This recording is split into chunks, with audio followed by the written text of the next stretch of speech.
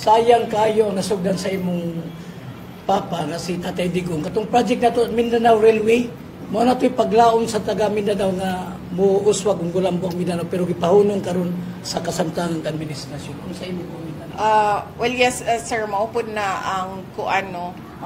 Yan din ang kinakasama ng loob ko dahil I run on the platform of continuity and unity, particularly the Build program of the previous administration of President Duterte.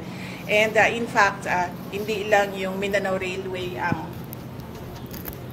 unappropriated ang Philippine government part na mga obligations. Meron pang mga ibang mga projects na ganun din hanggang ngayon. Kaya